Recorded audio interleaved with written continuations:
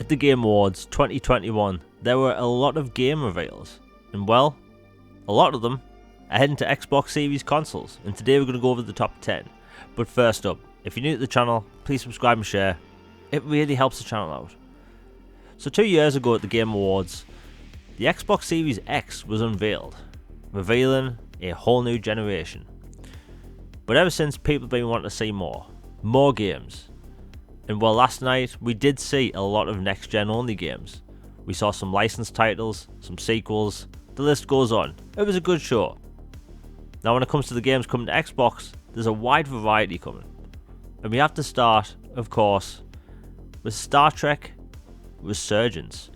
You see, this game is being developed by a bunch of ex-Telltale developers. So it looks like this game will actually carry forward the whole making choices format, but also have more action than we used to in a lot of Telltale games, which is really cool because having Star Trek mixed with choices, a new crew, new setting, I think a lot of Star Trek fans and a lot of Xbox fans are going to want to keep their eyes on this one. Next up, we have Monolith's new game, Wonder Woman. You see, Warner Brothers games, they want to have more games that tie together. So, superheroes, the best way to do that. Now the interesting thing about this title is that this is going to be using the Nemesis system from the Shadow of War games, which is really interesting because you're going to make characters that will turn into your arch nemesis or nemesis, and you're going to meet some characters you're going to befriend over the way. And that's one of the most interesting aspects about this game announcement. The Nemesis system is going to be evolved in this title. So superheroes, villains with that cool system, the sky's the limit.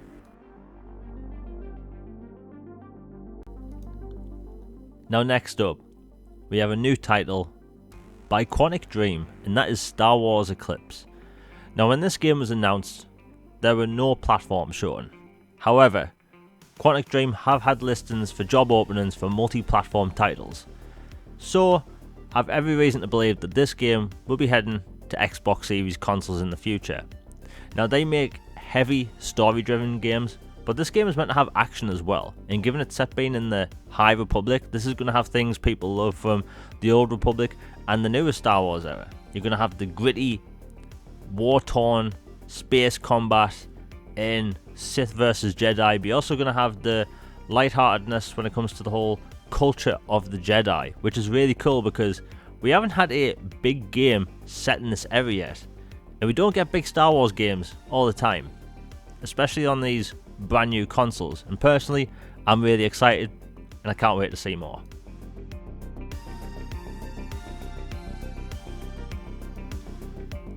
Last year at the Game Awards, we had a new game announced called Evil West, and last night we saw gameplay. Now this title is a co-op or single player action adventure game set in a gritty Wild West world that's overridden with demons and vampires. Really cool concept for a game, and frankly the gameplay looks fantastic. I've had my eyes on this for a while, and you're going to be upgrading your skills and your powers via trees. Honestly, it looks like a cool game, and frankly it's not every day we see games set in the Wild West period where you hunt vampires and demons. I mean, isn't that what video games are all about? Just going over the top with everything. Personally, I can't wait for this. This is coming out in 2022, and we should be seeing more of this title really soon. Next up, we have something that's going to be a visual showcase on Xbox Series consoles, and that being Crossfire X. Now it looks like the multiplayer and the campaign will release at the same time, which is cool, but this campaign, this is what I've got my eyes on. This is a first-person shooter military campaign made by Remedy Entertainment. They make super interesting stories. Now putting them in charge of a game like this sounds really interesting to me. It also looks like it's going to have mild Crisis vibes because some characters have power armor, which I'm looking forward to playing. Again, this is a Remedy title. It should be really cool.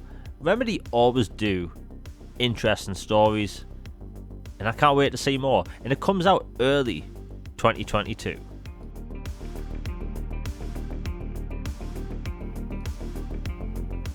Next up, we have a sequel to arguably one of the best action adventures last generation. and this is A Plague Tale Requiem. This game looks absolutely phenomenal. This is going to be one of those next gen showcases. Now, A Plague Tale Innocence is a must play game. It keeps you on the edge of your toes. The storytelling is amazing. It doesn't rely on too many cutscenes. It has really good storytelling through the environment itself, which was one of the biggest draws to the last game. And plus, with its excellent visuals, it's just a feast for the eyes. So even though you're going through plague-ridden towns, you really do appreciate how good this game looks. Now, the sequel looks like it's going to be taking the same format and formula and taking it up to 11, which in my opinion, it's going to be excellent. And it's going to be day one Xbox Game Pass. Next up, we have a sequel to a game I've been wanting to be announced for over a decade. And that's Alum Work 2. I've known for a while this has been happening, but the fact it's official now just makes me happy. A lot of people have been waiting for a sequel for so long for this game, and it's happening. Now, it may be coming in 2023, but I don't care. It's official now, and here's the thing, it's going to be leaning more on the survival horror aspect this time. So the first game was very much survival horror, but had a lot of action. It looks like they're going to be dialing back the action a little bit, but hey, I haven't seen a single frame yet. I'm just happy the sequel's announced, and it's coming to Xbox Series X and S in 2022.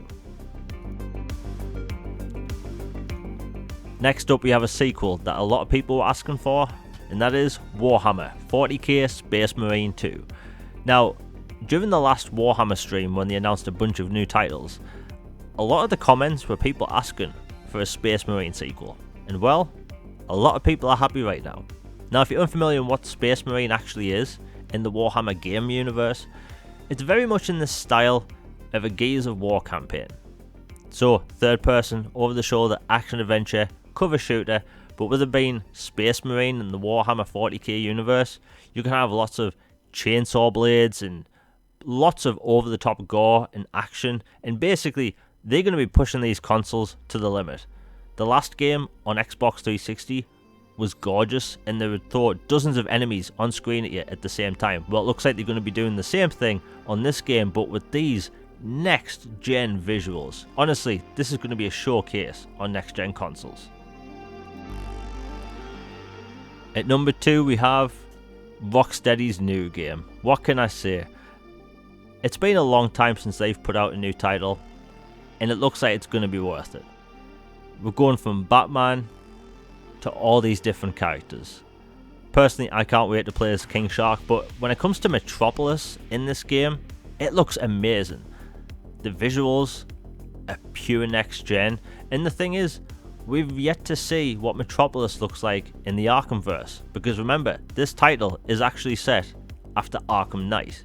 So, we're going to see what Brainiac has been up to, taking over the Justice League, and having to take down the Justice League in this game. It's a cool concept, and personally, just off this gameplay trailer alone, I'm hyped. This is coming in 2022, so we are going to get 2 open world DC games next year, which is so exciting. At the Game Awards in 2019, we had the unveiling of the Xbox Series X, our first foray into next gen. It was also with the reveal of Senua's Saga Hellblade 2. Now, a lot of people were shocked to see how good that looked. Some people didn't believe it, some people did. And we were told that was running in real time. In-engine. Now, skip forward to late 2021, the Game Awards. We see 6 minutes of footage, and this has to be the best looking game I have ever seen. Ninja Theory can do great visuals, be it Odyssey to the West on Xbox 360 or Hellblade on Xbox One and Xbox One X. Like, they were doing incredible visuals on that hardware. Even to this day, some of the best. This dwarfs it in comparison. Senua's Saga Hellblade 2, this is next gen.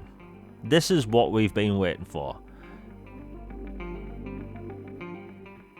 We are a year into the next generation of consoles. We've had some excellent looking games, but this is on a whole nother level. Now, I will be talking about this game in a future video, so stay tuned. And that's it for today's top 10. Now, you may have noticed that the past few videos have been top lists. That's just been coincidence. It hasn't been planned.